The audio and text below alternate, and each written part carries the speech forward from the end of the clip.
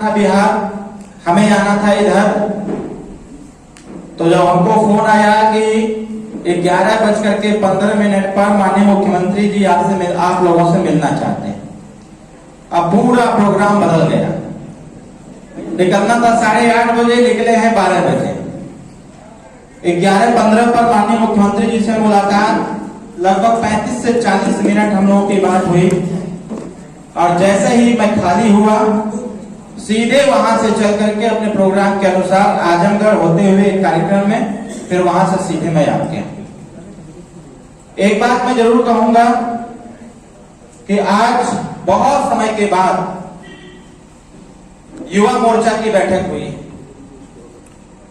Party का प्रयास भी रहता है, जैसे अभी विगत समयों में लगातार उत्तर प्रदेश इकाई, मुख्य इकाई की बैठक होती रही है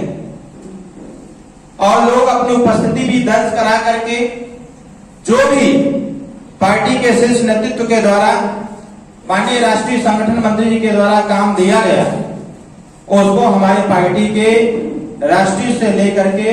ब्लॉक स्तर तक, सेक्टर स्तर तक और बूथ स्तर तक कार्यक्रम को चलाने का बंदोबस्त किया गया। उसी क्रम में अभी आपको याद होगा कि सावधान यात्रा के बाद हम लोगों ने फोकस किया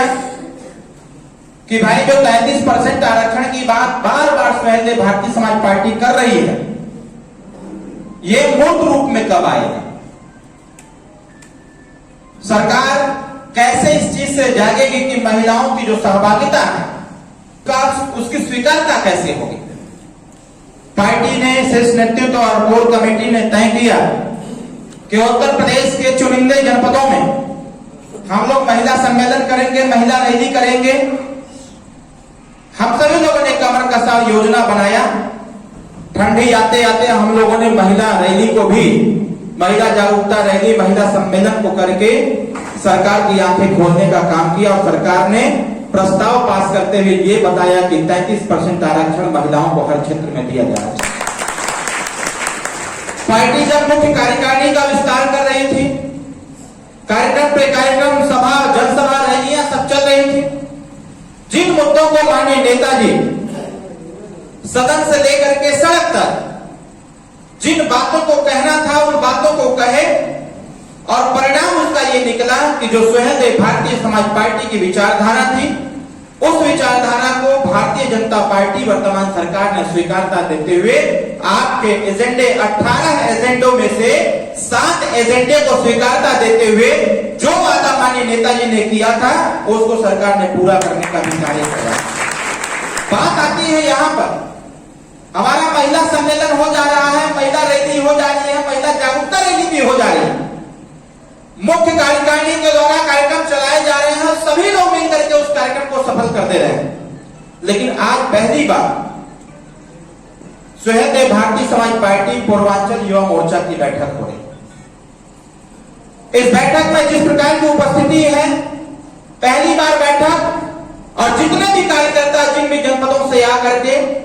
इस बैठक में अपना समय दिए हैं,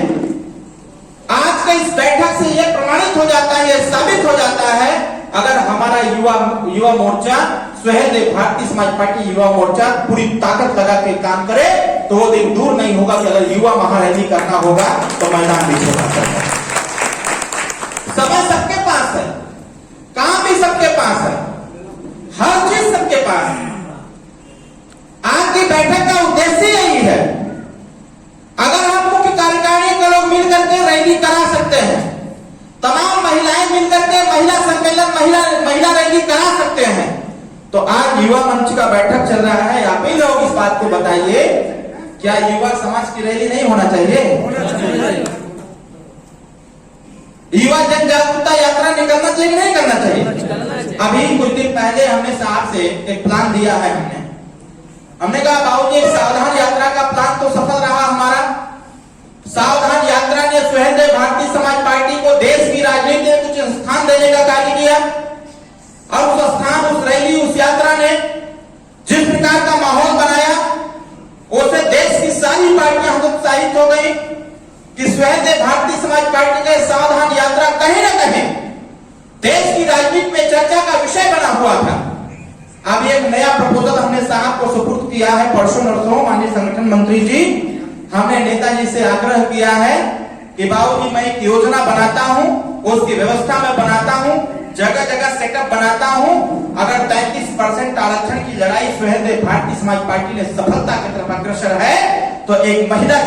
जन जागरूकता यात्रा निकाल करके उत्तर प्रदेश की समस्त महिलाओं को जागरूक करने की आवश्यकता है कि 33% आरक्षण की शुरुआत जिला पंचायत चुनाव से चालू होगा और यह तब तक चालू रहेगा जब तक उत्तर प्रदेश की विधानसभा और देश की लोकसभा में 33% आरक्षण के अनुसार महिलाओं की उपस्थिति दर्ज न हो जाए, तब तक ये जन जागरूकता चलता रहेगा।